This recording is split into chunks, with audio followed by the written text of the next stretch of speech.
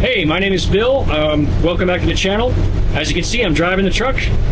There's going to be some ups and downs in this video. It's going to be a little bit short because I was doing some work on the EV with my friend Brian, but we'll get right into it. Something I did not realize when I was working on this thing previously was that I had the vacuum advance hooked up to the wrong port on this thing. As far as I know, it's not supposed to go to this port, which is ported vacuum. It's supposed to go back here to the manifold vacuum. So I'm going to switch that right now and cap this one off.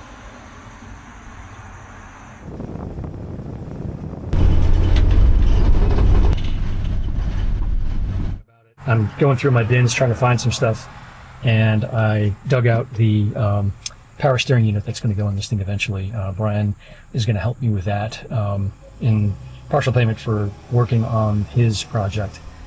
Just looking at where this thing is going to go, and I think it's going to fit in here really well. It'll tuck in behind the master cylinder there. I'm going to move this motor as close as I can to this thing, so it's probably going to be here, and then probably bend it down a little bit this way.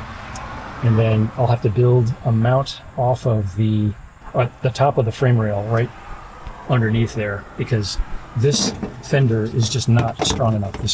These fenders are very, they're not structural. They're not, you wouldn't want to, put your tie your seatbelt into this thing. It's relatively thin metal. But if I go into the top of the frame rail there and bring a mount up, I can work with this. The other thought is to spin this thing around the other way, but I want to talk to him about how that would go, because that would then put this unit sort of over here, and maybe give a little bit more room for a lot of this stuff. We'll have to see. The other thing is the box. This is the controller box, and the controller box can just get mounted, right up on the firewall. This mounted on the inner fender is not going to hurt anything. I want to make sure that this part, the important part, is good and sturdy. Next up in things I've meant to do, the choke is wired back up again. It took me a while to find the choke that I pulled out of this thing. And then it turned out it was in the box of all of the new parts that I am collecting and not in all of my spares. So anyway, that's in. The knob doesn't match the other knobs I've got in this truck, which is kind of a bummer. The two spares I've got they're even different from this, but at least they're international based. This is just the one that I got from the store. It'll be on there until I get the sniper all sorted out, but for now it works, and that's all I care about. Oh, the other thing I did was actually wired the speedo back in, so I'm going to take this thing out for a spin and see if the speedo actually works now. All right, I got my speedo back. That's good to see. Okay, so she's starting, she's running. Now that I've got the choke wired in, one of the things I'm noticing is that the idle is very high. And I think that is because before I had the choke completely wired in, it was only open like maybe 2/3 of the way. And I had set the timing to that. So the air fuel mixture is completely off, which means now that it's open, I'm going to retime the engine to basically bring the idle down and get it in a better place. Because what I'm finding is that, I just started off here in the driveway and it dieseled on me, and I know it shouldn't be doing that. So that'll be the next step. I'm going to try to fix for that, and then maybe I can get this thing running even better. I was all prepared to run out to the auto parts store and pick up a new temperature sensor when I realized, or I remembered, that I have this spare manifold from the green parts truck, and I was able to pull this temperature sensor off of it. So I'm going to try this tomorrow and see if I can get this to work. If this works on the red truck, then this will go back in the corner, and I'll have saved myself about 15 bucks. So I'm pretty happy about that. I just heated up the temperature sensor with a heat gun and hooked it up to the lead and then grounded it to the engine block. And it does look like it is working. So what I'm going to do now is pull the sender from the sniper off and replace it with this used one from the green truck, and then I'll have a temperature sender, and I can make sure that this thing doesn't overheat when I'm driving it, which would be good. So I'm running out of time tonight. It's getting dark already, which is kind of crazy at 6 o'clock. What I'm doing right now is just adjusting these doors. I'm going to try to adjust these doors up. And in order to do that, you have to get into these panels behind the door skins. You can see here, this one's off, and the one over there is off too. I'm letting a bunch of PB Blaster soak into these bolts here and these up here. While I'm doing that, there's an access plate that goes over these that looks really roached on the back side and here. So I'm just wire-wheeling this, and the other side's already done. It's already hanging up, and I've etch primed it. So I'll clean these up tonight before I tackle this stuff, while this stuff, the PB Blaster works. And then tomorrow I'll come back and clean this up and paint it. And then I'm going to run some rust converter down this channel. There's a channel behind here, I don't know if you can see it, that goes all the way down, and it feels pretty rusty back there, and I want to get that cleaned up. Top isn't too bad, but the bottom has definitely been holding some water. And I'll do the inside of the door here while I'm at it too. Might even put just a piece of sound deadener back up there just for the hell of it too. So that's what I'm doing right now.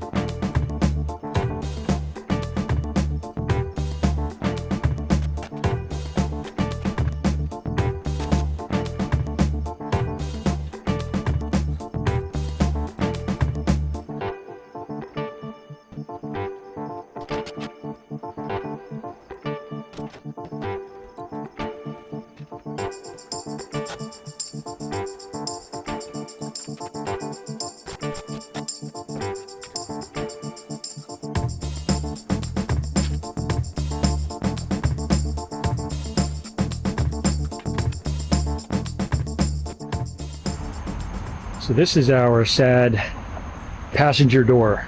You can see it's got a major sag up top there and over to the side. That is because this hinge right here is completely shot. I don't know if you can see that there, but the pin is out and the hinge is not connected anymore. So what that's going to mean is that I've got to basically take this fender off, which means that I've got to take the fuel filler hose up here off to get to the bolts that are up in the back there. So that's this morning's project. I've got the better fender for this thing actually sitting in the garage, and I might just swap it on here while I'm doing this because it looks much better than this one does. I've been waiting on it because I was going to put some clear coat on it. I'm basically just using rattle can IH red. It's like, you know, tractor implement red on all of these panels to cover up the stuff I'm doing. Sometimes I don't. And it looks better, so I'm going to throw it on here while this one is off. Just makes sense to do that. So I just looked through my spares. This is the top passenger hinge off of the green truck. Once again, the green truck comes through with parts that I needed. Looks like everything is in place. The hinge looks good. I'm going to grease it up and clean it up overnight. And then tomorrow I'm going to set about putting this in. Of course, the way that this thing works, it is behind the fuel hose. So I'm going to have to disassemble partially the fuel hose assembly just to get this thing in. But, you know, whatever. If I can get the door to close cleanly, that's what I'll have to do. So, you know, that's a bummer, but whatever.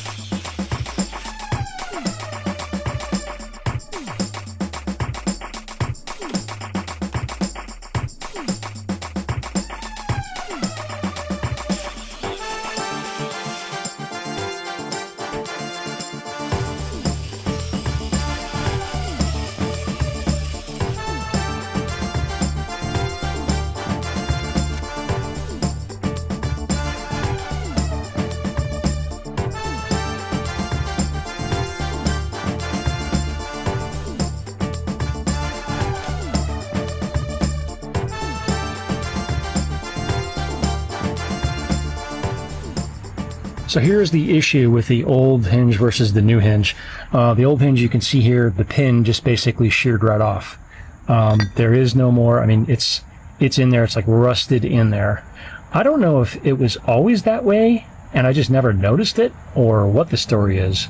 But it doesn't look like it had moved in years. I mean, it looks like it's just in there. So yeah, this one just came out completely. The interesting thing is that this has a pin up here, and whatever pin this one had is sheared off. This is the cleaned up one from the 68. In all other respects, it's exactly the same. You can see this one has the spring, this one does not.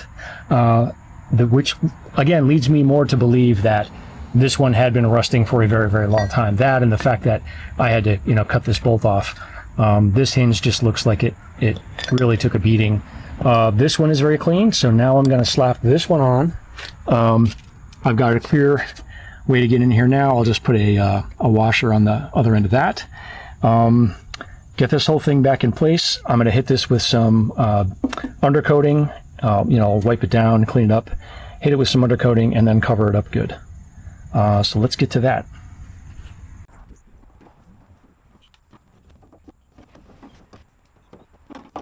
So it seems like the only way I can get this in is to do the big thick spring part first and then swing it around somehow, but I can't cut this corner down here. I think what I've got to do, I think I could probably cut it, but I've got to move the door back. I'm really trying not to take the door off completely, but I think I'm just going to have to break down to do it. I think all the bolts here are out. I'm just going to take the door off. I can't get around it, basically. Make sure. Yes. Yes. All right. Here we go.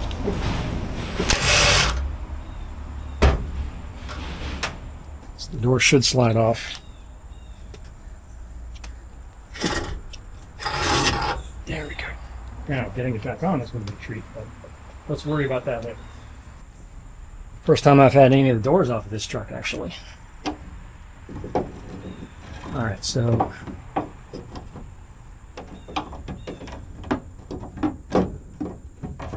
how does this want to go in here? This is the thickest part here, and it's almost like this is just a little too thick for the opening. I'm not going to be able to turn it once I get it in that way, so it's got to go in either this way or this way, because I've got to be able to spin it like that. And I don't have a whole lot of room down here, but I really don't have a whole lot of room up there either. Go together once it's in there, because these are all pressed on. Very interesting. The other problem is I am extremely hungry. Oh, wait a minute.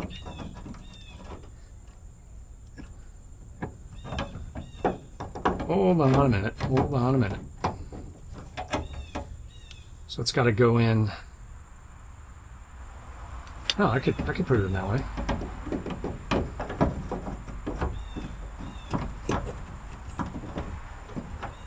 And all I got to do is open it, swing it. Beauty. Problem solved.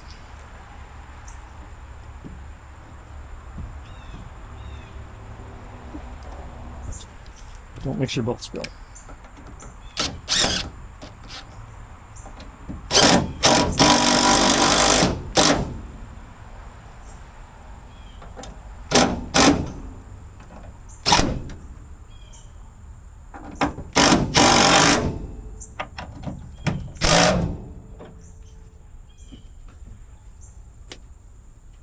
Okay.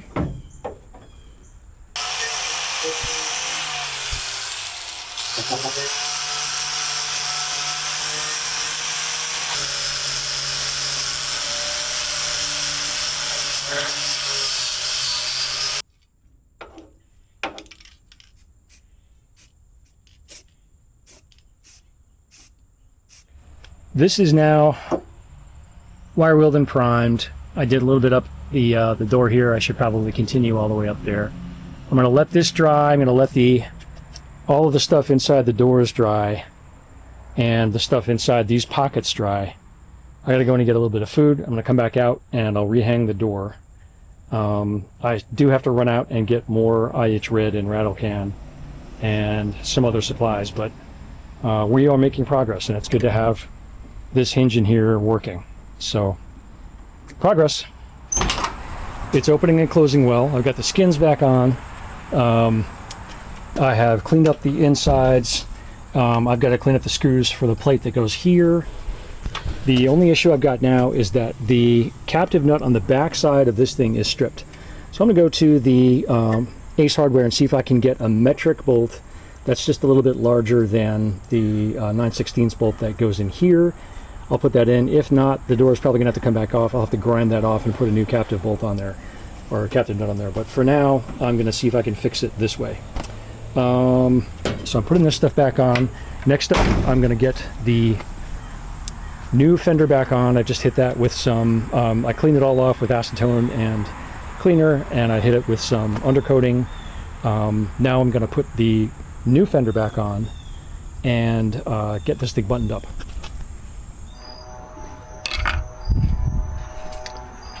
Beyond that work, behold, pretty nice. This top part is away from the door. Again, that's got to do with the bolt that's down there, so I need a new bolt there. But just to have this opening and closing is awesome. I did have to move this back. It had been punched in all the way to the edge because of people slamming into it, I think. And it just, gave way finally. So I loosened that up. I know I've got extra bolts of these kind around somewhere. I have to dig them out tomorrow. What I got to do is go through my bins and organize bolts into my organizers because they're just all over the place. But this is in, this closes, door skins are back on, so I'm really pretty happy about that.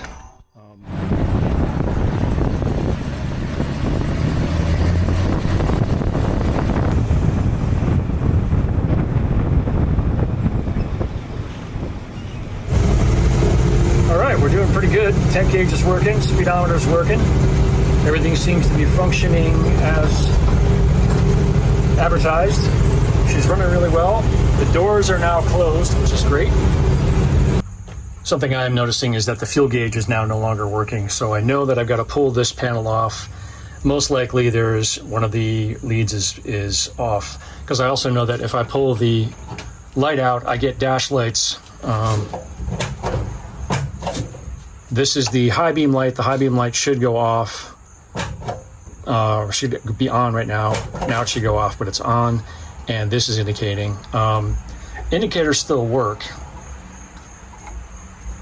Actually, that one doesn't. So I know that there's a crossed wire here somewhere, so I've got to get back in there and fix that. But another good. Oh, that's interesting. Another good run, and if I go back to the temp gauge, you'll see temp gauge is working. It's somewhere right in the middle. I only ran it around the block a couple of times. I'll get it out for a longer run, maybe tomorrow, and then see if this gets any hotter. If this gets any hotter, clearly turn around, come back, figure out what's going on with the coolant. But she seems to be running pretty well.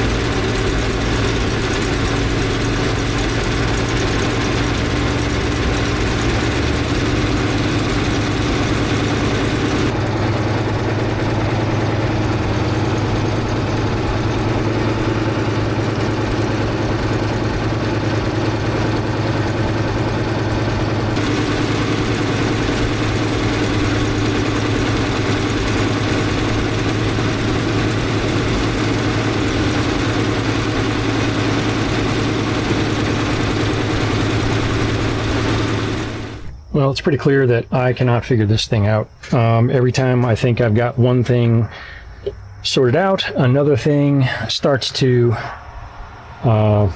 change, and I'm not entirely sure what I'm doing.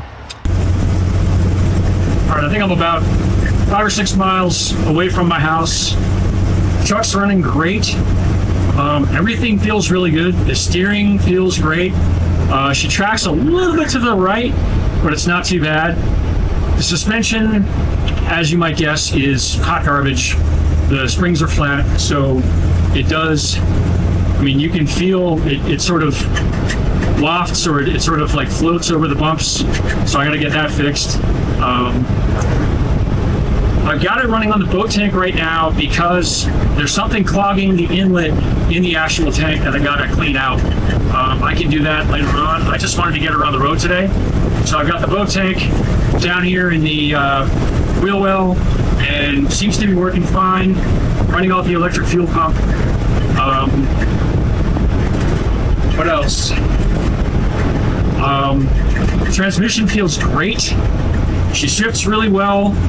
It's just a little bit unfamiliar because it's not a T19, which is what I'm used to, but seems to be shifting just fine. She pulls really well. She's got a lot of pickup. The gearing is low. She's geared for towing, so she's not geared for highway speed, so that'll be something I'll have to address in the future. But I'm really happy. I mean, I got a big grin on my face. This is the first time I've had this thing more than a half a mile from my house, and I'm feeling pretty confident right now. The temperature's good, fuel pressure's good, ammeter's good. The only thing that's not working right now, for some reason, the fuel gauge isn't working again. I don't know why. It was working fine before, so I'll have to chase that down, but I can't be happier. This is great.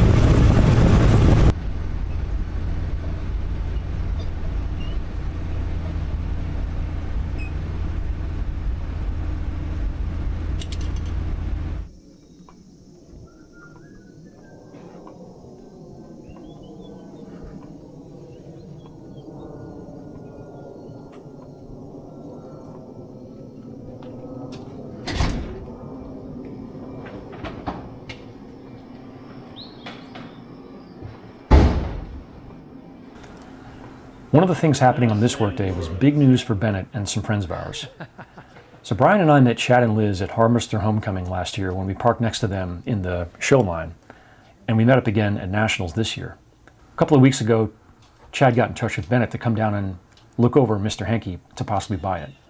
He's been looking for a new project for a while, and they decided why not buy from somebody they knew.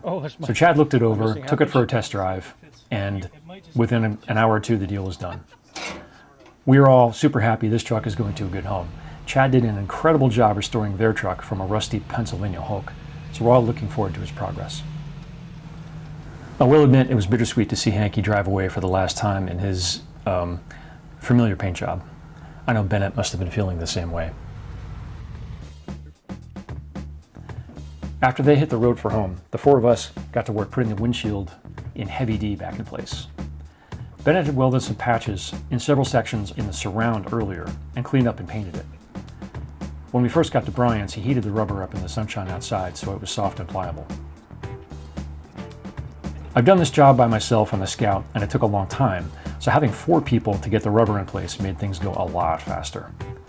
This rubber works just like the stuff I used for the Scout, so I knew how to align it, which saved us some time.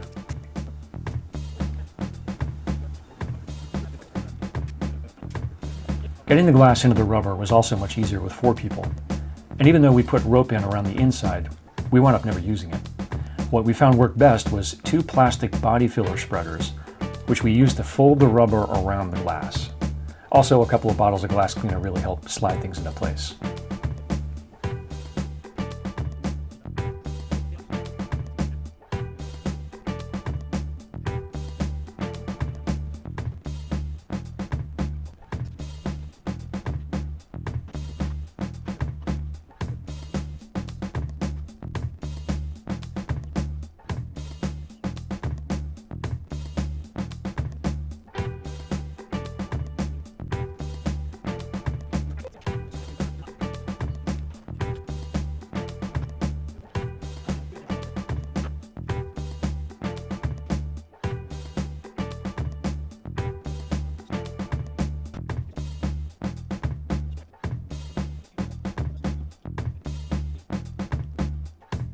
When that was in, Bennett and I finished folding the locking tab into place all the way around the windshield, and that job was done.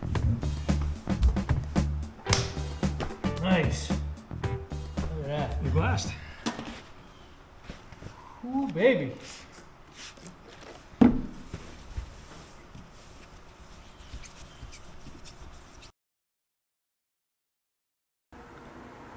Something Brian asked us to do while we were there was to help him reposition the chassis of his Dodge over to a new spot in the garage, and then drop the box on it to reclaim a bunch of the floor space in his barn. With an engine hoist and a couple of wheel dollies, this went really quickly.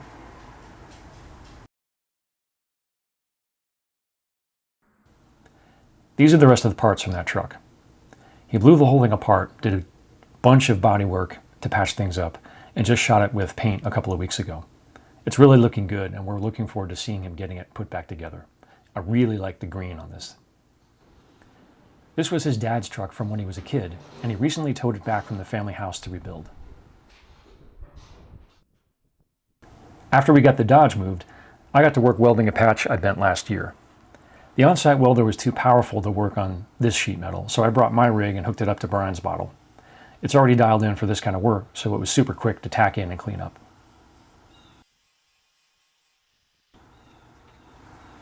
While I was doing that, Bennett and Brian started hanging the fenders and cowl back on the truck. Internationals have something like 58 bolts holding each fender on, which makes this job really time-consuming.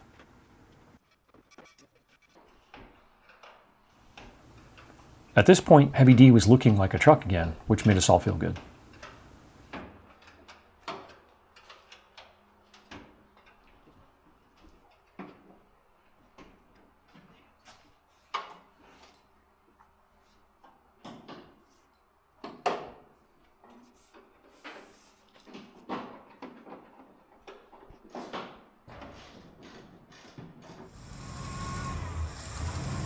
Then Bennett fired her up and got her running for the first time in a year.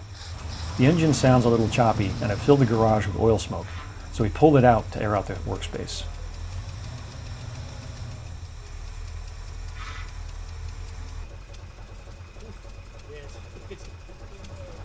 The carburetor is leaking again, and it sounds like it's running on 7 cylinders, so he's going to come back and tinker with it before attempting to drive it home.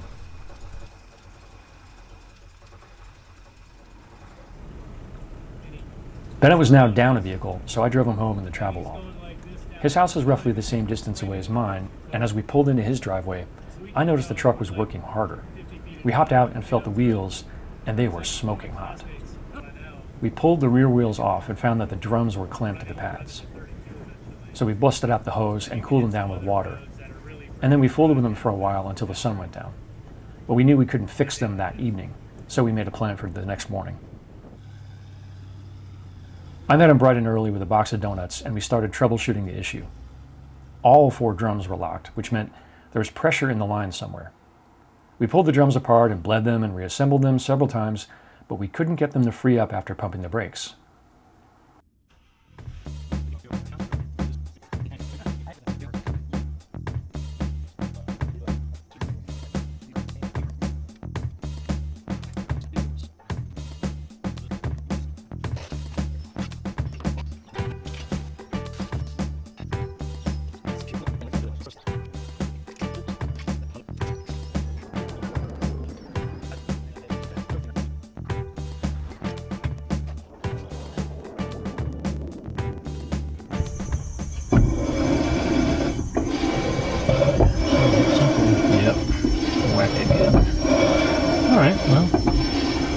Put that on the list. Here's another thing I noticed when I was spinning the drums to see if the pads were loose.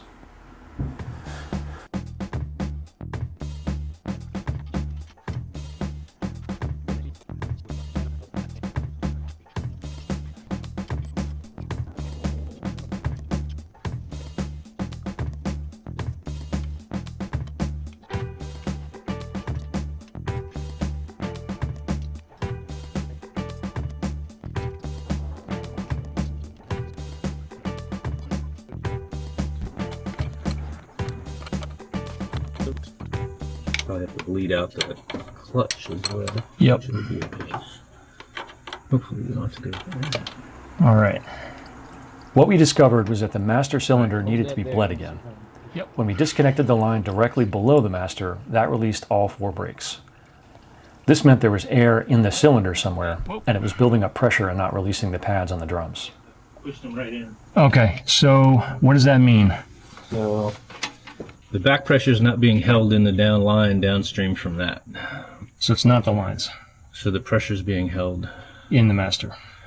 in the master or in that switch.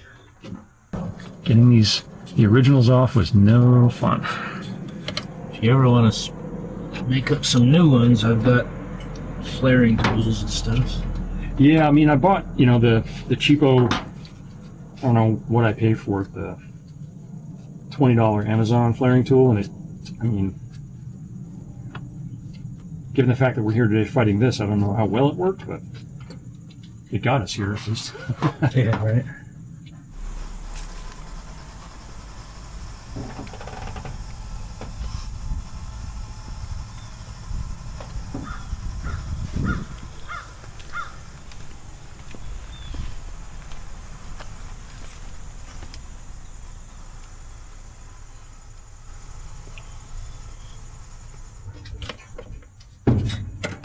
Okay.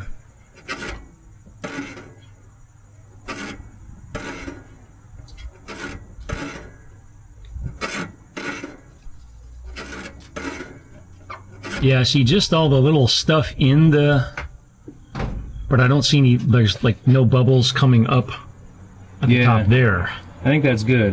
The little bubbles, like I think it could be coming in from there. From there, yeah.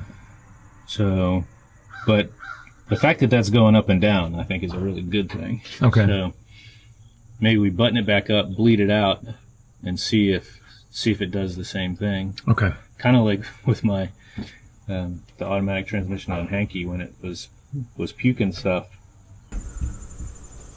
Open. Oh, there's a bunch of air. Closed. Open. Closed. Open. Closed. Open. Closed. Open. All right. All right. Open. Closed. Open. Closed. I don't see any bubbles coming out now. Whoa. 7/16. Too big. I think I know that by now. All right, ready? Yep. Open. Closed. Open. Closed. Open. Closed. I don't see any bubbles in this seat now either. Yeah, that one shouldn't take very much to bleed. And That short little section alone. and it's, I mean, part of it was dirty, but It's still moving. it's still moving.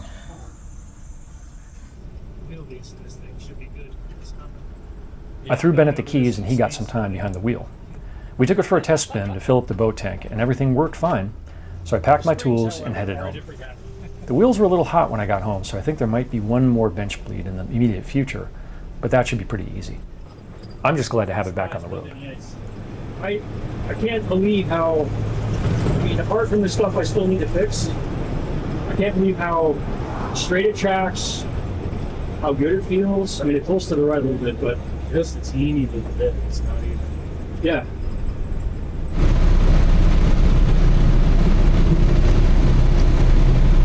So as you can see, we're back on the road. Ben and I figured out the braking system. It was the master cylinder. The master cylinder was full of air and didn't want to release. So we unhooked everything below that, made sure it worked. That all worked, and so then we bench bled the master cylinder on the truck, cleared it out, hooked it all back up, tested it, seemed like it worked fine. Took it out for a test spin. Oh, we bled the fronts. The fronts went fine. So we took it out for a test spin, and it seems to be working now. So all of that is really good. One thing I found out on the way there and the way back, and something we noticed when we were under the truck, we had it jacked up, is that the drive shaft has a big bend in it. So you may be able to hear it. This thing has a terrible vibration above about 40 miles an hour.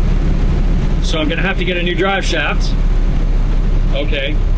I don't want to blow out the U-joints. I'm not going to drive it far until I get that done.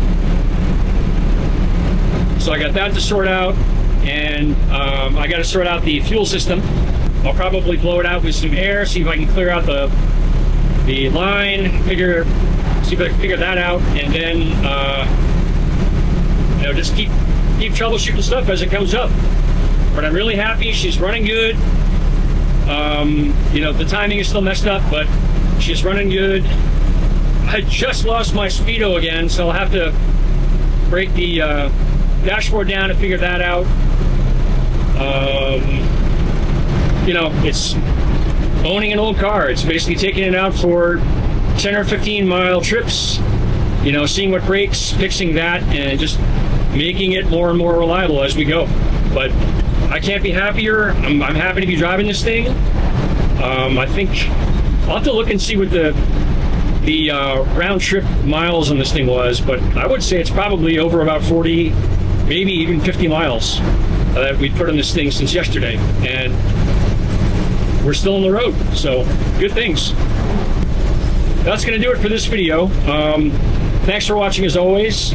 I will have a link to merchandise and stuff up here in a minute. Again, anything you buy there goes right back into this truck. She's not getting any cheaper, and I do appreciate it. I've had some people buying some shirts lately, and that's really great. So thank you, and I will see you in the next video.